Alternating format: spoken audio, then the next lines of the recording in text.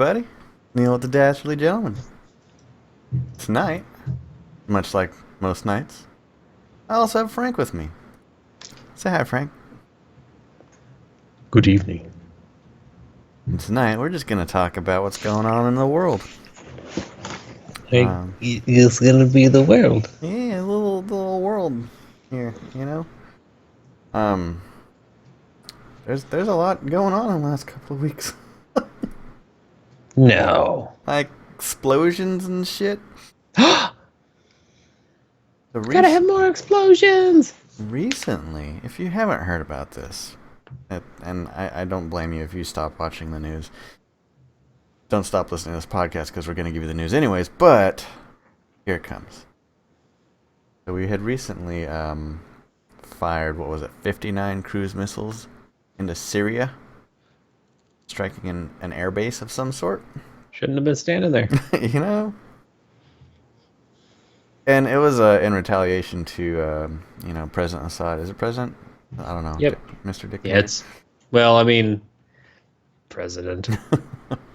President Assad had apparently, allegedly, used chemical weapons on his own people. Now, he's been doing this for a while, but this time we did something about it. How do you feel about that, Frank? So dumb. Literally the worst decision. Yeah? The worst decision. Why do you think it's the worst decision? Well, it's one thing to annihilate ISIS, which is by itself, it's just like they're not a nation. They're not a recognized anything. Sure. It just is what it is. They're a terrorist organization. They're ground level fighters. But Syria is actually like a recognized sovereign nation. Right. And we're not at war with them.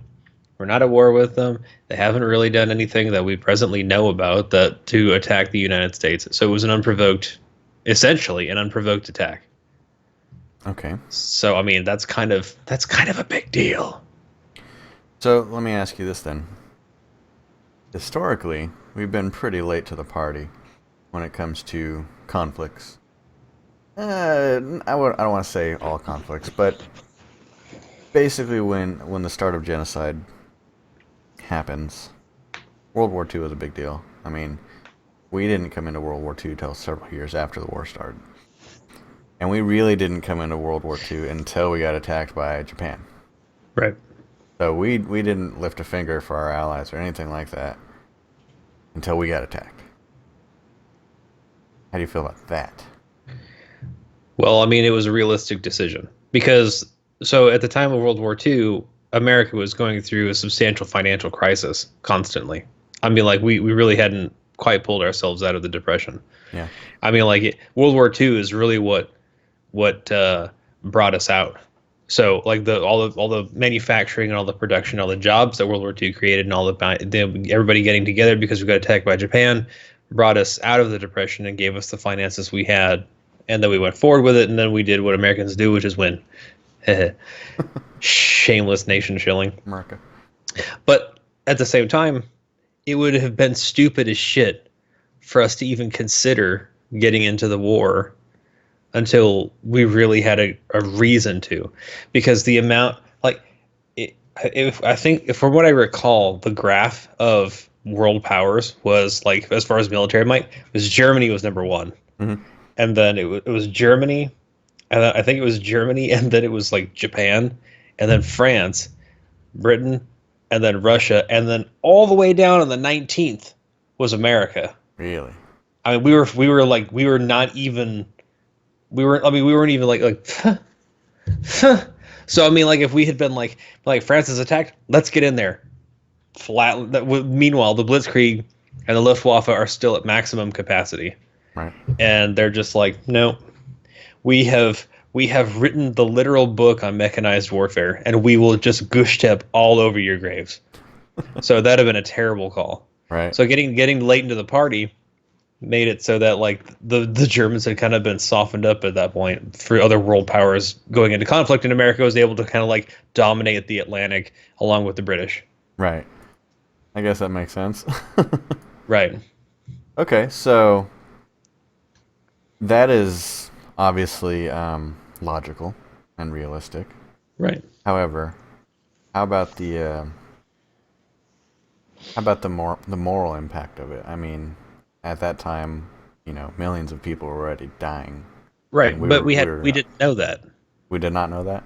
No, America didn't know that until like they actually started liberating camps. I mean, they knew that he was that to my understanding, we knew that he was doing a lot of oppression to his people, and of course, that there's civilian casualties, but the SS was keeping a lot of it under wraps. Really, like the death camps weren't really like public knowledge, Okay. or at least they were more rumor than fact until like they really started seeing like why is it that every time that we have a fight and we capture German POWs, we always like put them to prison war camps, but every time that they capture our guys, they just seem to go away Disappear. like to Narnia,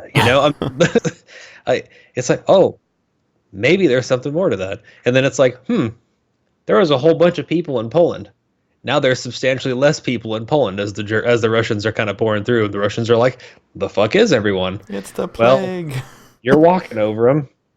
That was this entire city. So So they were literally making people in cities disappear.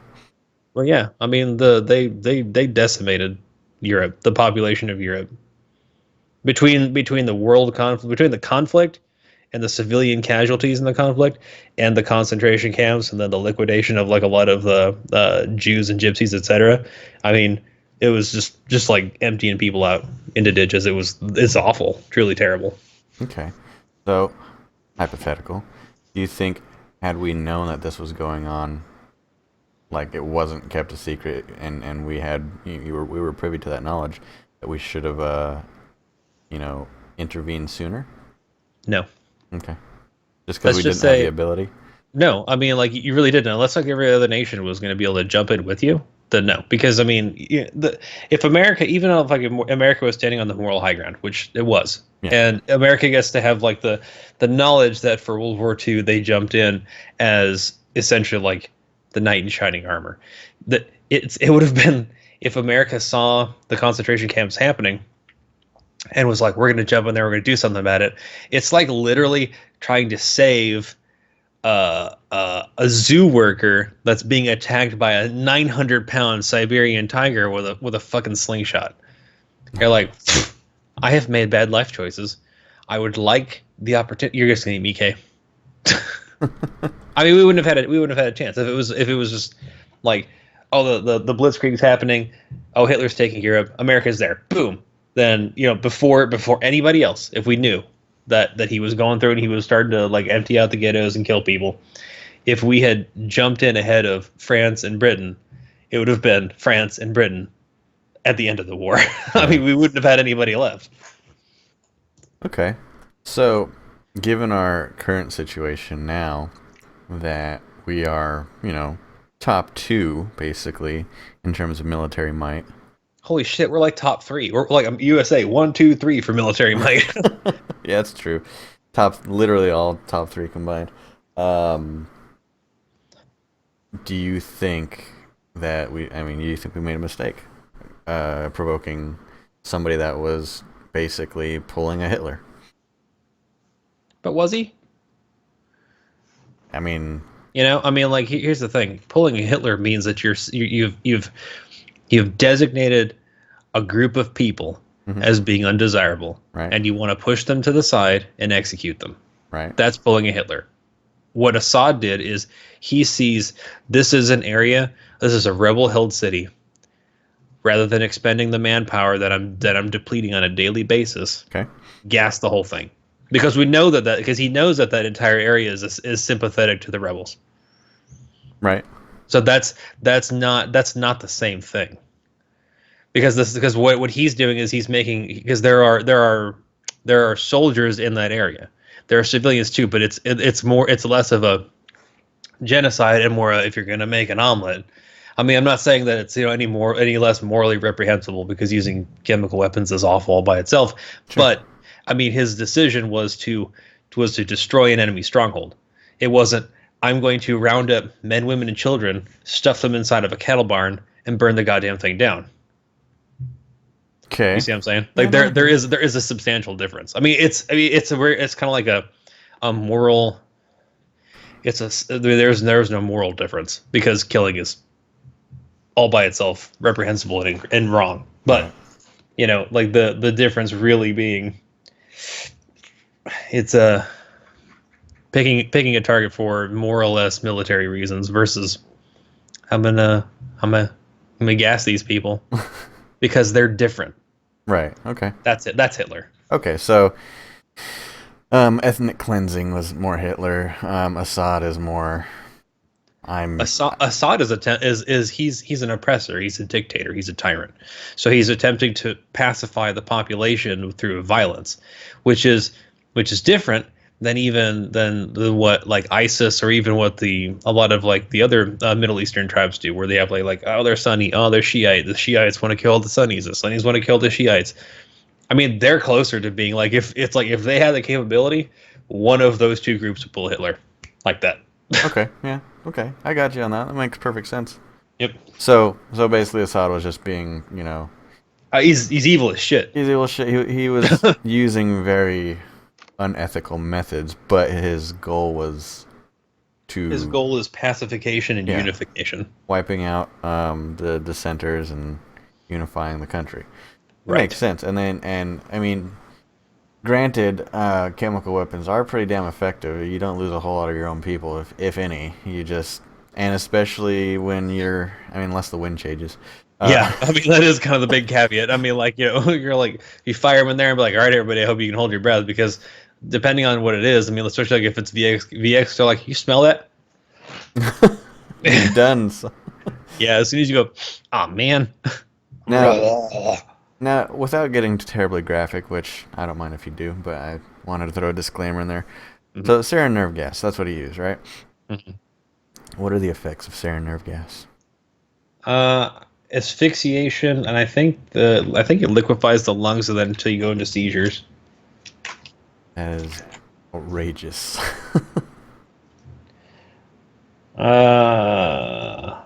Also known as Yeah. mustard gas, right? Mustard gas is different. Okay.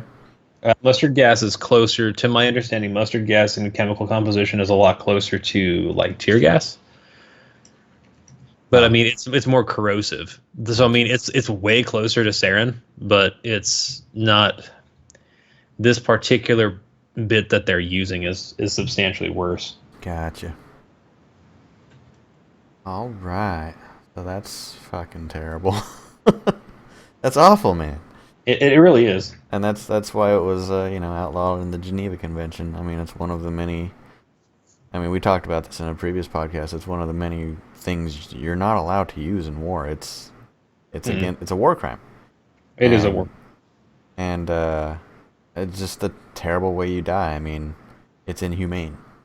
Yeah, I mean it doesn't take very much of it to kill you. It can kill you within 1 to 10 minutes of direct inhalation due to suffocation from lung muscle paralysis.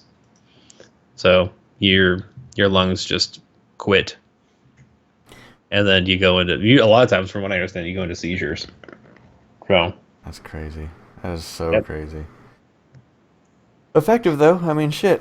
effective but awful. I mean, and so like the thing about it is like, should we have attacked Syria? I mean, yes, but no.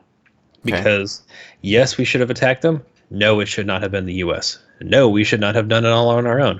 Yes, we should have attacked Syria, along with the French, the Dutch, the British, the literally everybody who's in NATO. Yeah. I mean, it shouldn't have just been like, this destroyer is going to roll up into the Mediterranean, and we're just gonna butt fuck this airfield. Right.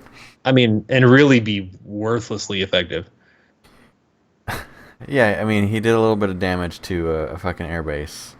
I mean, Trump, when I say Yeah. he, did a little bit Right. of damage to an airbase, and it was literally operating the next day. Yeah, I mean, it was wholly ineffective. I Yeah. mean, like he just drove a few planes, blew up some fuel depots. They brought in more planes because I guess most of the planes were out bombing people Yeah. whenever the missiles hit. So I was like, Good time to You guys bomb. you guys didn't have a fucking satellite that could be like, all right, there go. Yeah, let's wait a little bit longer. You know, Yeah, wait till they come back. and they apparently called the Russians Right. and told them to leave, and I'm like, you know that the Russians are just gonna tell the Syrians, right? They're our allies. So the Russians are probably like, come on, let's get out of here. They're gonna do this thing in like an hour. Let's get the fuck out of here. And not only that, I mean, you have a pending investigation going on against you about Russia. Did you think that was a big red flag saying, "Hey, hey, Russia, we're totally besties"? Yeah, I mean, but it was such a worthless decision because so he ineffectively bombs the base. Okay, that's stupid. He warns the Russians because he doesn't want to trigger a negative diplomatic effect by any Russian casualties because that would be essentially a declaration of war. He doesn't mind having a declaration of war against Syria, apparently, which is a Russian ally. And the way that alliances work, if one person attacks you, you get two people that you have to fight now. Yep. So we basically declared war anyway. Here's the thing, and this is the most interesting thing here. Okay, Assad had done this a few years back when Obama was president. Okay, what Obama wanted to do is he wanted to do the same fucking thing Trump did. He wanted to bomb them, send them a message. Obama went to Congress. I can't remember exactly what the numbers were. Obama went to Congress, asked if he could do this. I think it was somewhere between 60 and 80% of Democrats were for it, and 20% of Republicans were against it. Yet, here comes Trump. He does it without asking Congress, which is unconstitutional and against, way above his power. I mean, he's not allowed to make that decision on his own. Goes to Congress after the fact, and actually he doesn't even really do that. It's more of a, ask forgiveness rather than ask permission kind of thing. Same amount of Democrats support him for doing that as they did Obama. Now this time, 80% of Republicans do. Why is that, you think? Republican power play. I mean, they're trying to get the sympathetic vote because they're like, oh look, the Democrats are voting for it. Oh look, we're voting for it. Look, bipartisanship. We can come together. It's not an us versus them. It's totally an us versus them. It is. It's the fucking team game. It is the worst. I mean, it's you shouldn't always bring morality into political decisions. Especially whenever your entire campaign slogan was America First. Yeah. Because you're like, oh, America first, and then as soon as you decide to do something that you said you weren't going to do, especially in the kid's case, interceding as the world's policeman on another sovereign, elected, recognized nation, you've effectively made it so that the United States is now no longer culpable to any governing board, NATO, the UN, nothing. Right. Now we've proven that the United States has absolutely zero give a shit when it comes to what the other nations have to say. We should probably work on a diplomatic solution for this. Oh, we'll just bomb them. Fuck them. It's that's the worst decision. This is like let's open up our books on how to ruin alliances. Chapter 1, just do whatever the fuck we want. Oh, well, that was easy. Let's. It's dumb because I get that it's morally reprehensible. I understand that. We have had 15 years of continuous conflict. Stop it. Just stop. This is what NATO and the UN were fucking made for. So, I mean, look, I know that they're not super effective. But, I mean, you need to let other nations intercede on this kind of shit. You can't just unilaterally make a decision. Unless America has been directly attacked. Right. I mean, and because all it's going to do, it's going to ruin tensions. It's going to make it so we're drawn into another protracted conflict, and we're going to have to spend that much more fucking money. We're going to lose more money on it. And for what? A group of people that are probably going to continue to try to kill themselves all the time and each other nonstop. They've been doing it for like 5,000 years. Okay. That entire area is amazingly unstable all the time. So here's the $1,000,000 question. What's there to gain from all this? Nothing. Absolutely nothing. Hold on. Who profits from this? Dick Cheney. People invested in making weapons, making war happen. Mm-hmm. So why are we consistently at war? Because it's profitable. War can be profitable up to a point, because here's the thing about war is that eventually you have to get something out of it. Yeah. But what we're doing is we're syncing up, because war is always fought to secure a better peace, to secure better terms. But what we've done in two places is destroy two nations. We've destroyed Afghanistan. We destroyed Iraq. These are two nations that up to that point had some kind of hierarchy, some kind, not much, but some. So then what's left? Nothing. There's no trade. There's nothing coming out of them. They're done. Right. You've essentially dumped all this money into like an abscess. So now, I mean, like, it's not like you can't. It's not like World War II or World War I, where you can sue for essentially restitution. So like the losing nation has to pay you over time. So like you've essentially gained something, or you're getting capital on your investment of all the troops and everything else that you've expended. There's nobody to get that from in Iraq and Afghanistan. No. It was just basically a donation. So now, I mean, like, even though war is technically profitable, because there's nothing to gain from it, like there's no one basically to sue, that we're just you see what I'm saying? Yeah, no, it's literally burning money, but Yeah. But think about it this way. Let's say we're not talking about the U.S.'s interests. Let's say we're talking about private corporations' interests.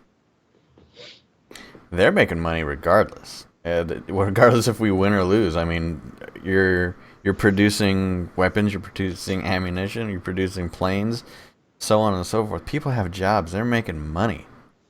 For now. But here's the thing, though. I mean, like, the longer you stay at war, the longer you're in a protracted conflict, the more money you have to spend. So you spend it on munitions, and those people are making money hand over fist. I get it. Who's buying it, though? The United States, right? Yes. What happens when the United States reserves run dry? Because they've been at conflict for so long. Right. So then now they have all this money invested, and the United States is the crux of the world economy, and we go bankrupt. Their money's worthless. Yeah. Their money is effectively, you have a Scrooge McDuckian bank of worthless coinage. Sure. Yeah, I mean, they're basically like, you have like, because like a dollar is only worth what the National Reserve says it's for. Yep. It says it's worth $1. But then whenever the National Reserve has nothing to back that dollar with, it's basically really delicate toilet paper that you can wash in the washing machine, and it's like magic, and you can use it twice. I definitely get that. Do you think that, the people interested in prolonging our conflicts think that would ever happen? No, because they don't think about the long game. You think about the short game, of course. Yeah, they should think about the short game. What they think about is that right now, if I sell X amount of guns and ammunition to, let's just say, Hamas, because that's the first one that came to mind, they're going to use that to shoot American soldiers. American soldiers are going to get pissed off. The United States is going to have to, in order to keep their constituency happy, they're going to have to say, we're going to go to conflict. They're going to buy Scud missiles and Tomahawks and all that kind of shit from you. Yeah. And they're going to use that to blow the shit out of the guys that you just sold all the ammunition to. But you're still, because it's the world economy, you're still trading in US dollars. Yep. So then, oh, hey, the bearded one. hey, what up, dude? Thanks for joining us. So then lost my train of thought. But anyway, so those guys buy weapons from you, and then America buys the weapons from you to fire back. Eventually, you're like, so now that transaction has made it so that this particular group, corporation, entity, individual is like, that'll set me up on hookers and blow for 2 months. That's fantastic. I mean, I could basically wipe out a whole brothel and it'll be wonderful. Chase that dragon, man. Right, forever. But then eventually there won't be a light at the end of the tunnel. Right. Because the most money that you'll ever see comes from peacetime. Because it comes from tariffs, it comes from trade, it comes from an increase in population producing better goods. Your GDP goes up. The GDP for every nation goes up. You make more money. But because they're so short-sighted, they want conflict to sell immediate gains. Right. So like you get all these immediate gains, but then once you wipe out the Middle East, which seems to be like sort of like the universal whipping child right now, that you're like, where the fuck are we going to sell our weapons to now? Like, oh, we could sell them to we could sell them to China. They got their own weapons. They got their own weapons manufacturers. They don't give a shit. You're still trying to trade off the U.S. dollar. Yeah. Your money's still not worth anything anymore. So now the U.S. economy collapses. Then what's hilarious is let's say you try to double down. I'm gonna sell them more guns. God damn it! You try to sell them to China because I mean, fuck, China's got to want these cool ass guns and bombs and implements of destruction, right? Wrong. Because China's economy is based off of the world economy, which is based off of the U.S. economy. So now both economies are come tumbling down, and nobody's money's fucking worth anything. So now you got a whole warehouse full of shit that you can't push. You make more money in peacetime preparing for the next conflict. Yeah.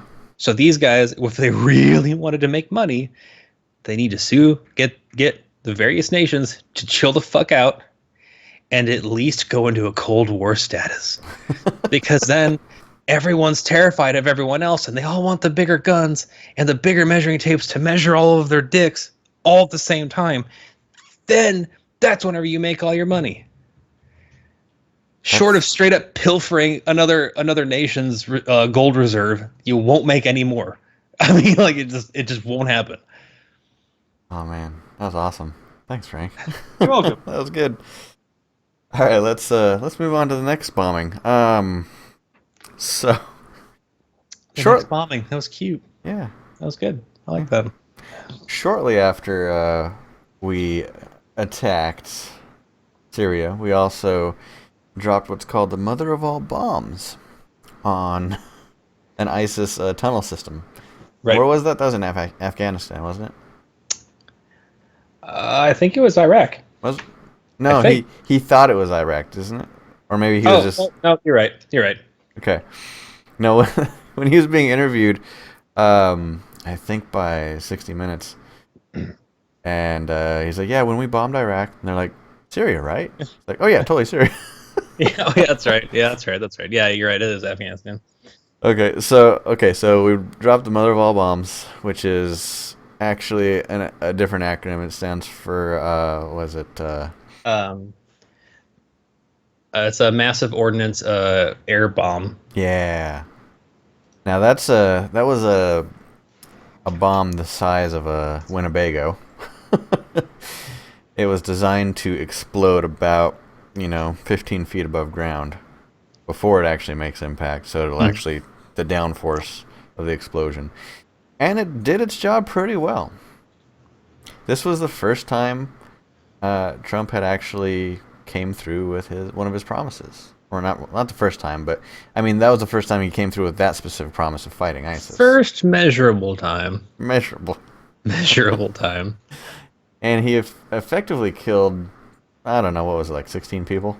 I think they said 30 but unconfirmed. So yeah. So less than 50. I'm sure though that whenever Trump saw it and he immediately fired off like a huge load in his pants, he probably just killed 10,000 people. Easy. Oh yeah. But dude, like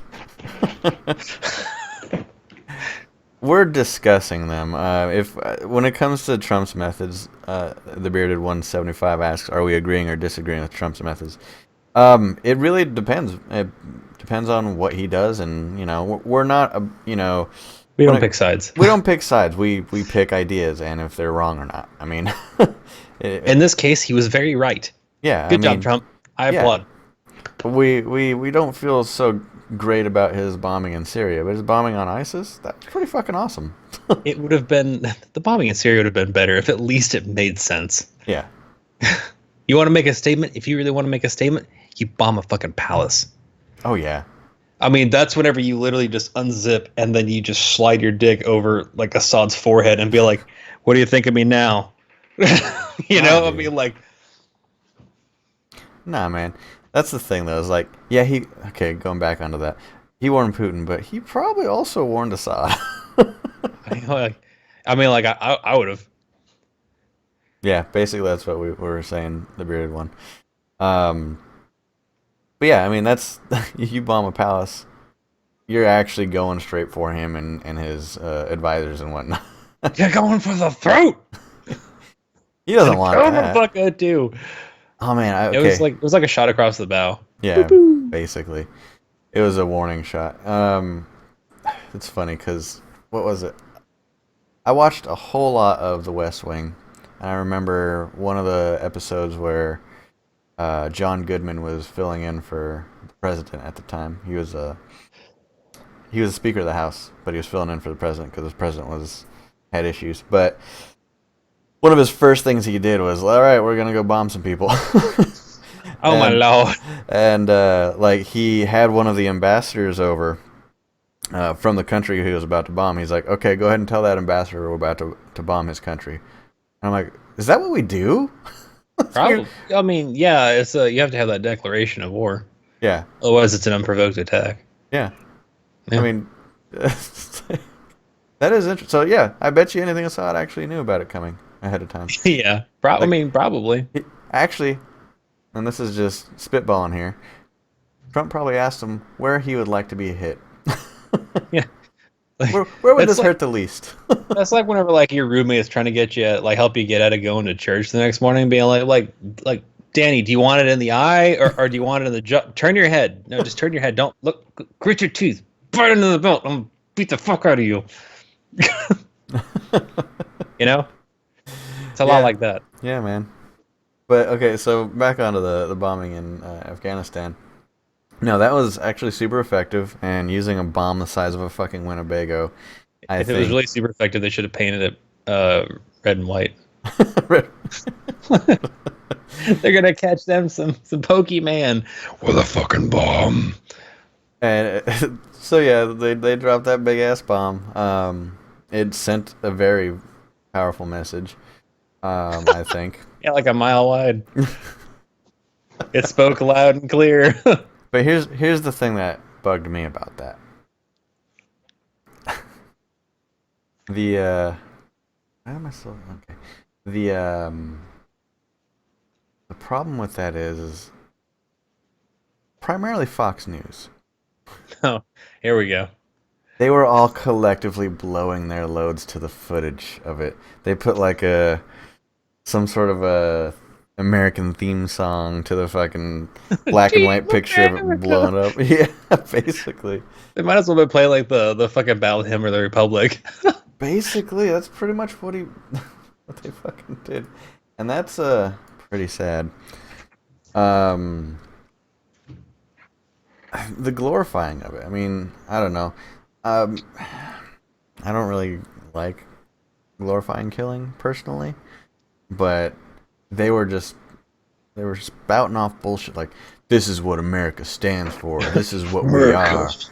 You know, we didn't have the balls to do it during the Obama administration, but now that we got a real man in the fucking White House. Who the fuck was the guy?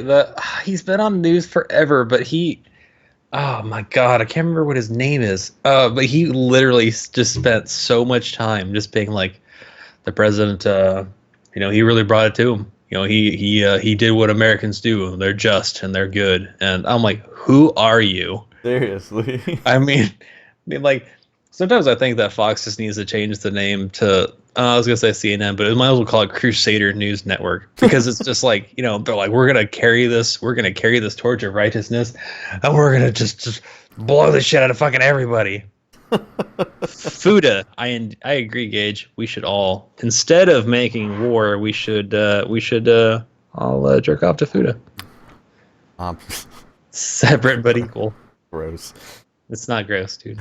Thanks for joining us, Gage. So okay, that's my only beef with that. Like, I appreciate that he's actually doing something that his voters wanted him to do.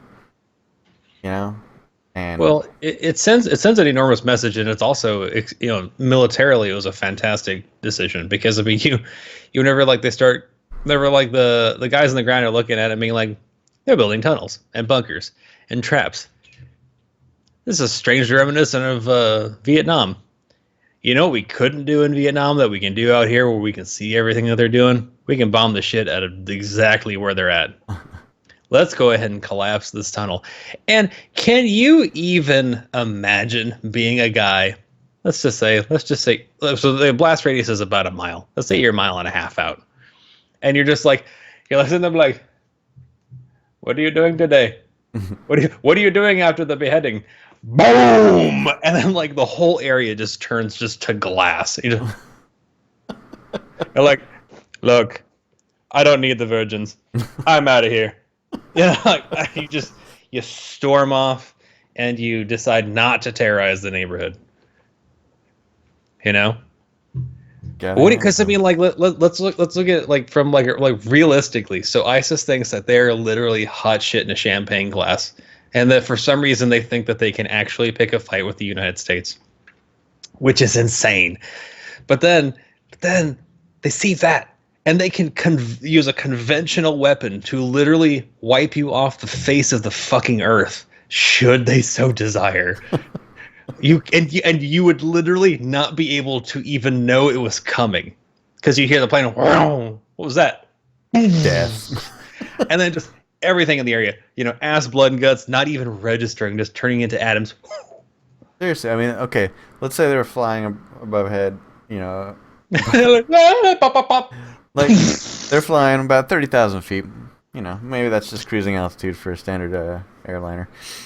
But that thing weighed what, 21,000 pounds? 21,000 pounds. That shit dropped so fast. Well, it's designed to. Okay, here would be really funny. The warhead doesn't go off. Oh. So it's like dropping a Greyhound on someone. That alone. These guys are like, what is that noise? Bam! And you hit like one guy, like the thing goes point down right on top of him. Whoop! That would be glorious. I'd pay to see that. Speaking of which, tangent. Oh god. Me and the guys at work were talking about the new, what's it called? Amazon drone program. I can't remember what it's called. But we watched a few videos on it. Them delivering small items. What's that? Dildos. Sure. Small items to locations within, about 18-mile radius. That's pretty cool. What if they make a drone big enough to carry, like, I don't know, 55-inch TVs and shit? What if that drone malfunctions and it drops a fucking giant TV on your head? Like Wile E. Coyote style? Yeah, dude. It's like, what if a drone is carrying a safe or a piano? Or a boulder for some reason. or a boulder, yeah. I ordered a boulder off of Amazon. Literally hold up a sign that says, uh-oh. Aunt Henry, she dead. Like, okay, how much can you probably get out of Amazon in that lawsuit? I mean, it's whatever. I mean, it's like, I don't know, like how much was Aunt Henry worth? Just tell me when to stop. I would lose my mind. Like, I'm like, you know what I need? 42 bottles of Anal-Ease. And then like all of a sudden, like, here's a fleet of fucking drones. And like and then like, so like how do they just drop it at your door? What if you open your door and like they're like out in your yard like just like spinning around, They have different methods. One of them is you can actually put out like a drop pad. Like it has a big old Amazon A on it, so the drone can find it and land on it. And the other one's literally just kind of like drop where they find a free space around your house. So there's no telling where you're going to get it. Not the. I mean, like if you have like so there's like your door, and then like you have like an overhang. Have fun having all of your packages delivered to your roof. You're like, Amazon says this shit was delivered, but for some reason I just can't fucking find it. You like look on your roof and there's like 4 or 5 packages up there. They're all sun bleached. Like, okay, well, let me get on Amazon and buy a ladder. Just, so, but then like, wouldn't it? I don't know. It would be. It's cool, but it's also terrifying because depending on how close you live to the distribution center, you're like, I ordered this, and then it's at your door. It's spooky. It'd be like one of those movies where like I'm trapped in a video game. You're like, I need a ticladder, and it just shows up. Yeah, the power that would give you would be inhuman. I know. I've fantasized quite a while about the Amazon drone program. You need bad dragon dildos. And then it's funny. Gage says huge drone equals free ride. I don't know, man, because as soon as they drop something off at your house, it goes directly back to the depot. So it's a free ride back to Amazon's fulfillment center. Yeah. The best thing you could hope to do is to sit on top of it, probably naked. Ride it along. Get along, little doggy. I mean, but then like whenever like you get off, like whenever it like drops off, you got to get off and be like, just go running through the warehouse. What year is it? Guys, we have the we have a naked guy again. I would love to do it enough times that people just don't care anymore. They just like all they do is they just tell you to get back on the drone, and the drone drives you home. like they're just, what's up, Frank? What's up, guy? Look at my dick. Feast your eyes, boy. Reprogram it. Oh man, that's terrible. People are gonna be like, okay, you dropped my package. Let me give you a package. You take that back with you. I'm gonna strap it on there with duct tape. When it gets back, it's gonna explode. I just want it to be like the little glitter bomb, but cut like a huge like 12 by 12 box, fill it like to the balls with glitter, and have it take it back and just make it just go around the inside of the warehouse, sprinkling glitter on everything and everyone. Like I can't get it off. Oh man. But then it'd be like domestic terrorism. Fuck. Basically. It's like you just take it. I'm trying to make everybody's day a little bit sparklier. Sparkles. Dude, that shit's totally gonna happen. Well, they already did a video where somebody had a Tesla that they hacked. Really? That was fucking horrifying because the guy's driving. Well, driving a Tesla, whatever. Yeah. And then these 2 hackers were sitting like they were inside of a facility, and they're like, watch this.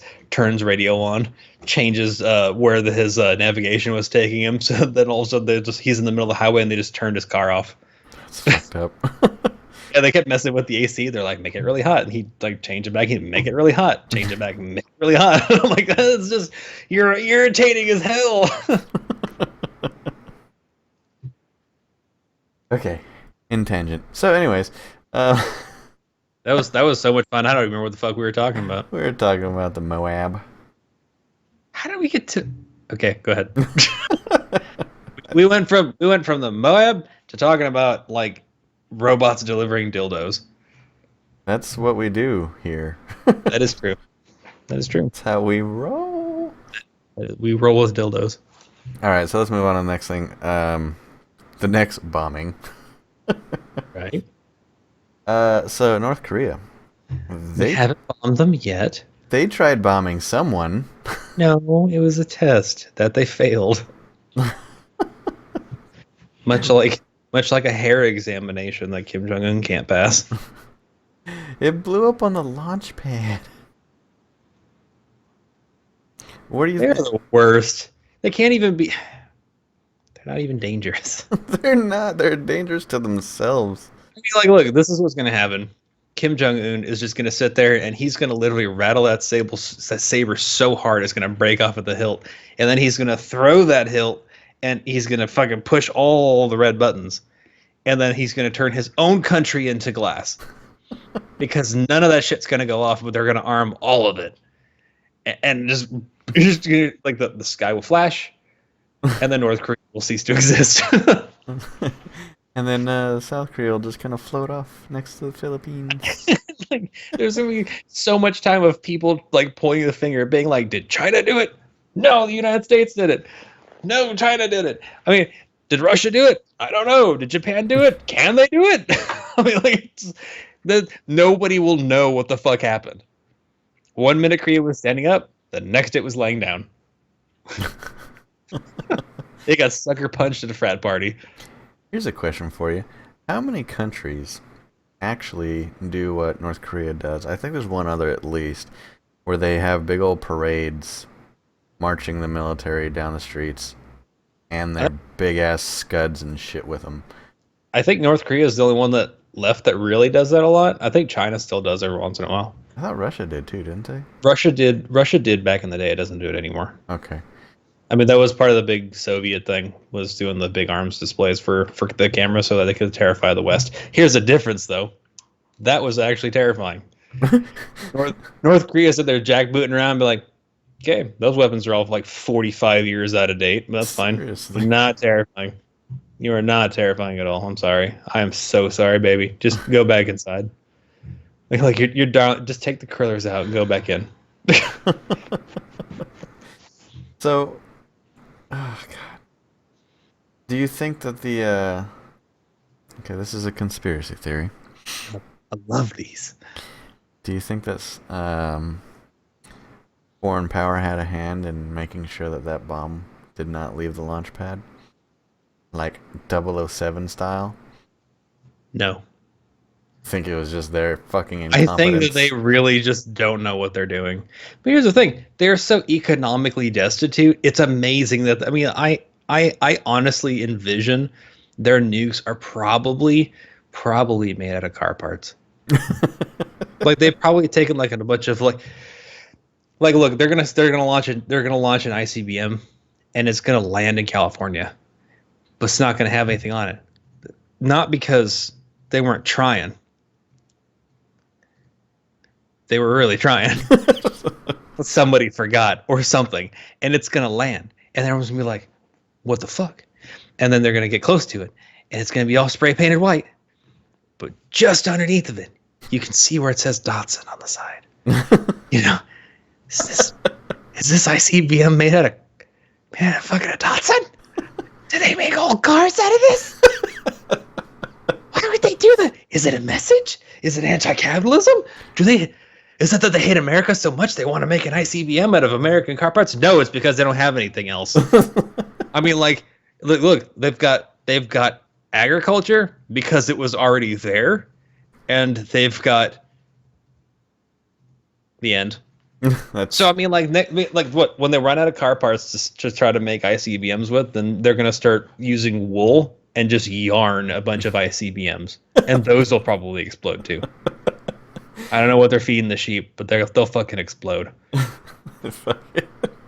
I just imagine that, like, you know, like North Korea just so far has such a banging record of completion on these things that I just imagine that when they are actually trying to load a nuke into the ICBM, they cannot actually afford the equipment to safely handle the uranium.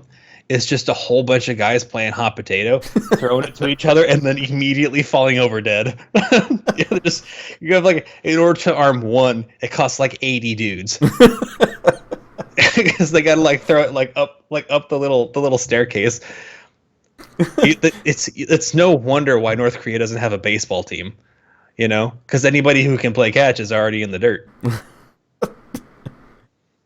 Like, you might be dead, you might grow a third arm. Who knows? Either way. No, you're dead. I mean, for sure. Weapons grade uranium. You're like, dude, catch. All right, here you go. Corpse. Just a line of corpses going to the ICBM. I mean, and I'm sure Kim Jong Un is sitting there high-fiving all these generals that have all their little fictitious medals for wars that they didn't fight in. And he's like, this ICBM is already effective. Look how many people it's killed. Oh, God.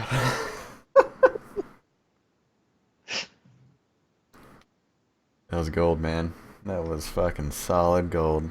Love it. I love Kim Jong Un.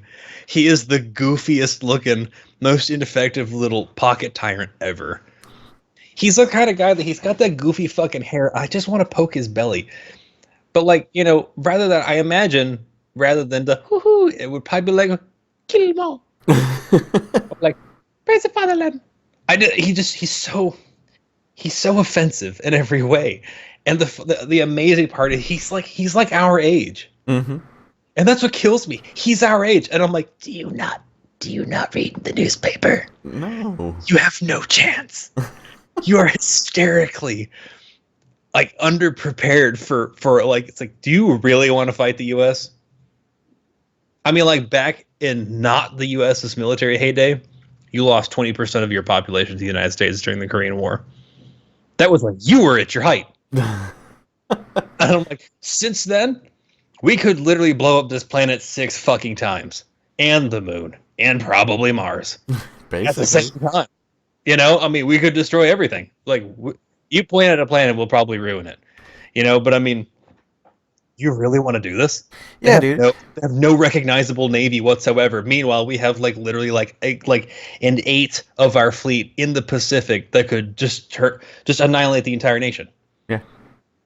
And they would be able to go, no! And then just... And that's crazy, too, because they're not too far from Japan, okay? And we fucked Japan up. And that we weren't even in our prime then. We are like 1,000,000 times stronger as a country, military-wise. Now, what makes them think they have a chance? And here's the funny part. Japan is one of the strongest American allies. Mm-hmm.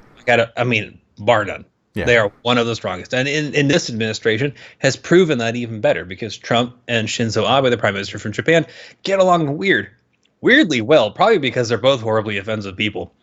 So they have a lot of common ground. Mm-hmm. Japan has the number 2 navy in the world. And they're right off North Korea's coast. So it's like, you have to go through Japan. Yeah. I mean, it like they do the saber rattling in Japan. And I'm like, you don't want to do that. I don't think you would make it. I mean, your guys' navy is just that far away from just basically being like a bunch of wooden fishing trawlers. I mean, it's basically like you got 2 guys in the back doing the paddle boat thing, and a bunch of other guys just laying on the deck going, "Well, it's not gonna be good. This isn't good." It reminds me of a couple things. One, anytime you're playing any kind of a turn-based strategy, like not Risk, but like Romance of the Three Kingdoms or Civilization, games like that, where you got this like really fucking piddly country making threats at you, and you're like, do you see the size of us? You're still in the tribal age. Like, yeah, exactly. I remember playing Civilization before I realized that it was terrible, and I was playing it. I can't remember. I think I was actually playing as America, but I was in the like Industrial Revolution, and then a nation next to mine declared war on me, and they were literally using palm tree fronds that had been sharpened for weapons, and they had like headdresses on, and I was like, you sure you want to do that? I mean, I just think you probably shouldn't. It's not a good idea. It's dumb. I mean, you probably should just relax. We have a good thing going. Yeah. I leave you alone for now. The other thing it reminds me of is Star Trek Next Gen. When they come across those piddly fucking spaceships. They try so hard not to. Look, Picard's like, look, Please. stop shooting at us. Just please. Like, you have like concussive missiles. Like, stop it. And it's like you always know that like you can always see like any of the captains go to supreme arrogant mode. Mm-hmm. As soon as like there are those times where like Worf's like, they're firing missiles. 0 damage to shields. And Picard's like, Really? number 1, turn them inside out. Oh man, especially when fucking Riker is assuming command of the ship when Picard's out, like he's just like, really? Yeah, I mean, like, he might as well just be disrobing and just being like, you guys might as well just enjoy the show before the missiles get there. Oh man. So okay, go ahead. I was gonna say, like, it's the worst. It's the worst, but it's also fucking really funny. Yeah. So there's a lot of people talking about North Korea getting ready to bomb California, like, or nuke California. Like, They can't even do it. They couldn't even get the one off the fucking ground. that's what I'm saying. I mean, like, they couldn't get it off the ground. They couldn't get off the ground. Here's the thing. I was talking to my brother-in-law, and he's in the Navy. Mhm. And he's like, let's just say North Korea decides to shoot some nukes. Let's say they can get one off the ground. Again, Japan has the second largest navy in the world, and they're pretty much constantly on high alert because of North Korea. right? They will shoot that shit out of the air. Yeah, and even if it does get past Japan, we have our own missile defense system. Yeah, we can probably get it. Because here's the thing.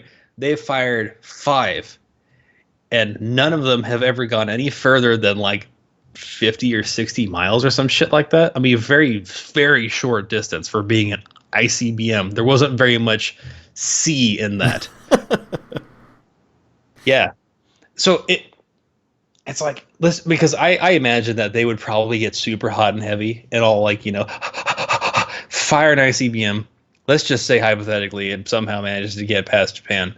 In North Korea's, in all likelihood, for North Korea's luck, it would probably detonate somewhere over the ocean. And then it actually detonates, and it was an actual nuke. Can you imagine the riptide response? China at this point is on board for North Korea to chill the fuck out and go take a nap, and Japan just does not like anything that North Korea does ever. South Korea, America, even fucking Russia. It would be literally the fastest implosion of world powers on a single target ever. Yeah, because we can all agree on one thing. It's like, Assad's killing his own people. He's an asshole, and he's trying to, like, pacify everybody through violence. But that concerns his nation only. North Korea wants to have nuclear Armageddon because somehow they think that they're going to come out on top. God bless them. They just think that if they blow up the whole world, for some reason the nuclear fallout will not touch North Korea. I don't know what makes them think that, but God love them. Whatever. I dig fantasy too. So it'd just be like, it's like when North Korea starts getting super worked up, I just imagine that the same people who sell all the arms and shit are sitting there with a map of North Korea being like, Russia, you want here? All right, well, you can have the corner closest to you, and China, you can have this corner, and South Korea will kind of let you have a 30 or 40% here. South Korea, have 34%, and then everything else goes to Japan. Okay. War's on. Because, I mean, like, nobody... the worst part about it is that North Korea, like I said, actually expects to be on top. Even when it comes to conventional warfare. Nope. No. Your citizens are all malnourished, for starters. And he's like, everyone will rise up. And I'm like, and do what? You won't let them have guns, have sticks and stones, and then get literally run the fuck over by tanks. Your shit's fucking like, your shit was old during the Cold War. Your shit was basically brand new during Korea. That's what you've got. Well done. I mean, god damn. Like, you think you're going to win, and it's amazing. It's like the kid that throws rocks in an oncoming train. Yeah, No, totally. I mean, here's the thing, though. If North Korea were to do nothing, I mean, talk shit, sure, that's what they do. China has their back, unfortunately. Not anymore. Or had their back, anyways. Until they started, actually acting. Right. So basically, back when, during the Obama presidency, if we ever decided we wanted to go attack North Korea and just shut them the fuck up because they need to learn a lesson, we would have also had to go to war with China. But since North Korea can't keep their fucking mouth shut and they have to fucking shoot some guns, Shoot some guns. fire off a few missiles and, act like a badass, they're alone now. They're by themselves. They have no friends. They And- could. That would have been a huge fucking problem for the U.S. if China, supported them. That would have been the next World War for sure. Oh, But- yeah. But I mean, U.S. versus, or the Allied forces versus North Korea. That'll be over in a weekend. Like, It would. I think that it would definitely be over very quickly.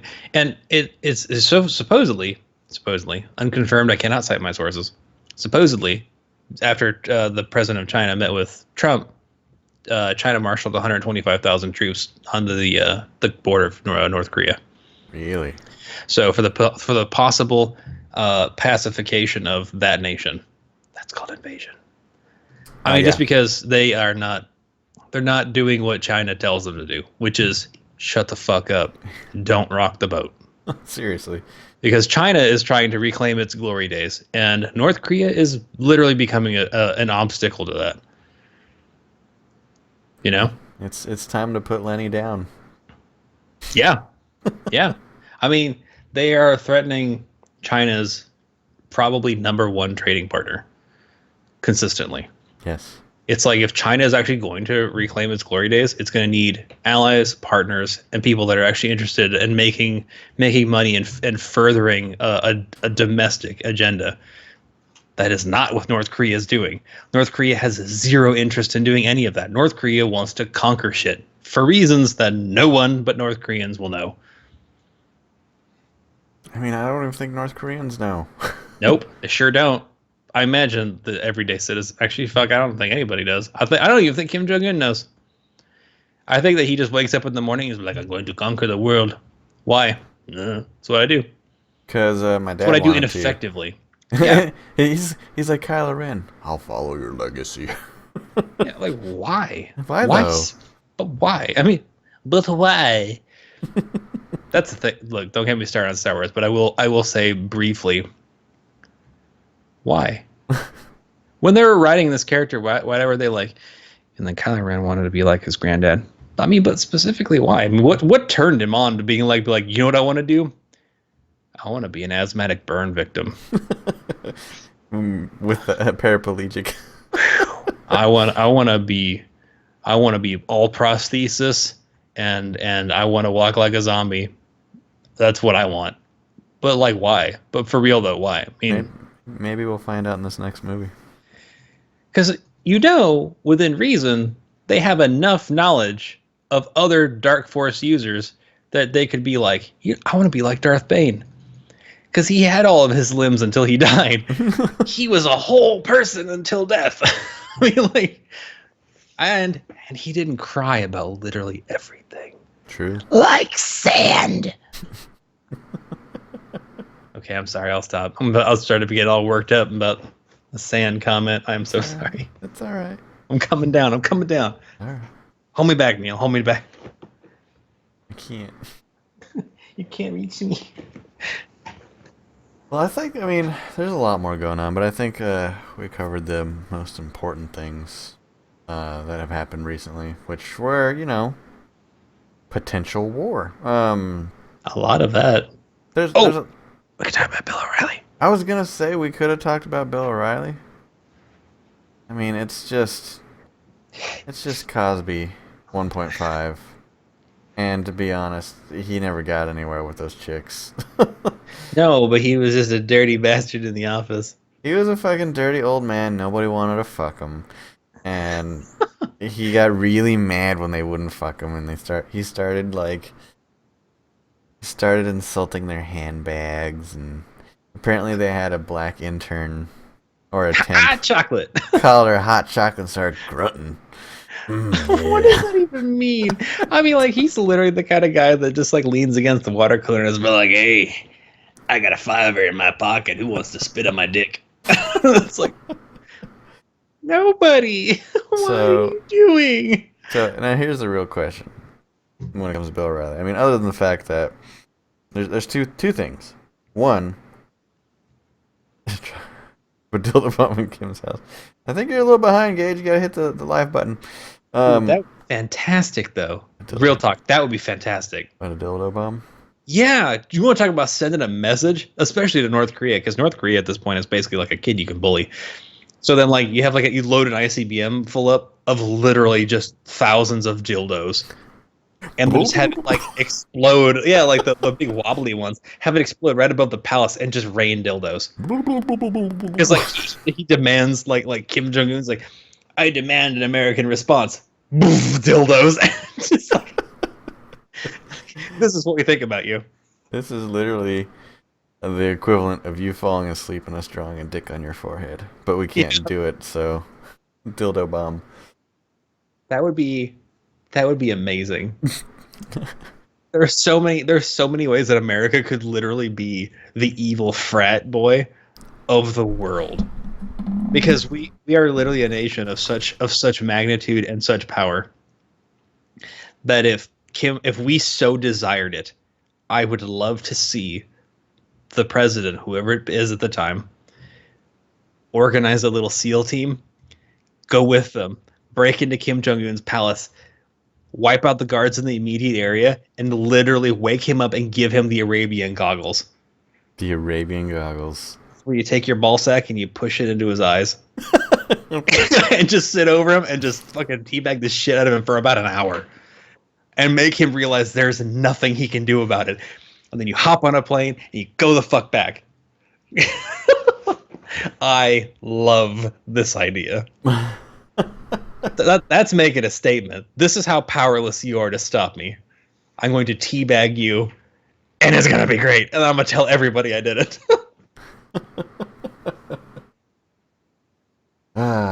Okay, so anyways, Bill O'Reilly. No, Stop. so here's the question. So he got fired from Fox. Mm-hmm. Do you think he got fired because he's a dirty old man, or because he lost all of his sponsors? Little column A, little column B. I think it was just because he lost his sponsors. He's Yeah, no I longer mean- profitable. Right. And I mean, and the Murdoch brothers apparently paid like through the fucking nose to try to keep his ass around. Yeah. So I mean, if look, he's like, I realize that he's worth a lot, but if you're gonna have to pay out $30 million to your employees to try to keep one employee, I mean, probably not that important. Right. Especially considering that, like, you know, if you keep paying people off, eventually he's going to be like, you know what I'm going to do? I'm going to finger blast the first person I see. And it's like, you have got to go because now you're breaking the law. You were at first you were this close. You were really close. You're just making shit weird and you're making it awkward. And, you know, your uncle who hugs too long. But now, you know, you're trying to finger fuck people and you should probably be fired. Yeah, no, I think it was purely a monetary standpoint. I mean, I I don't. mean, like I said, it's both because I mean, at one point he's gonna, like I said, he's gonna break the law. I mean, and then it's like now we are a company that is supporting, you know, a finger fuckerer. Well, they do. They support Trump, That's true. and that's another thing is that Trump came out. He tweeted, "Hey, I don't think Bill O'Reilly did anything wrong." Of course he didn't. Of course he did anything wrong. Like why didn't you just keep your mouth shut, dude? Like, come on. Really should have. I'm sure his PR department was like, God damn it, Trump. "How do you do this?" I would love to just sit down and have tea with his PR director. Yeah. And just see how much of like a Pavlov's dog whipping boy he is. To where every time his phone trips, Good You know, response. it's like, oh, somebody tweeted. Oh, good, it wasn't him. You know, like the palpable relief whenever he realized, like when the Trump says, "I'll be right back," and then he thinks, "Oh my God, is he going to the bathroom?" No.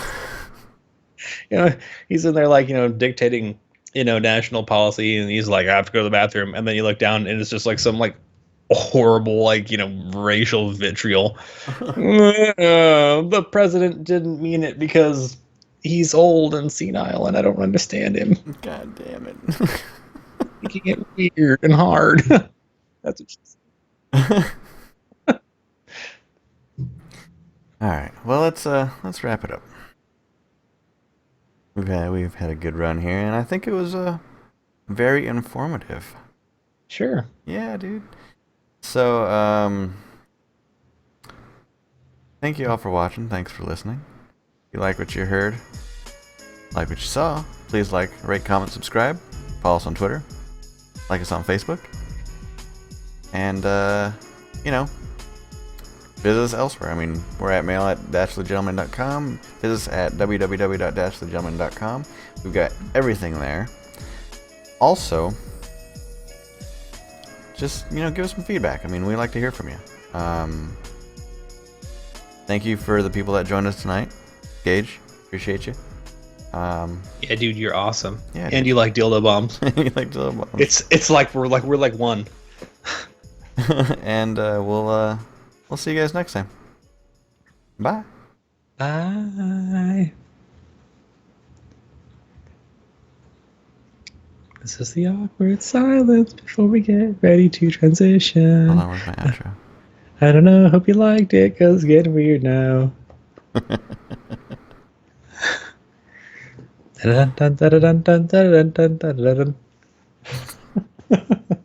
Also, if you're still watching, let's play this ad here. This Blueberry ad. The Dastardly Gentlemen Blueberry? Blueberry? Blueberry.com. Blueberry. That's Blueberry without the E's. Your one-stop shop for podcasting. Go on over there and take a look and see what they have to offer. And put in promo code DASTARDLY for 1 month of free hosting. Alright, see ya.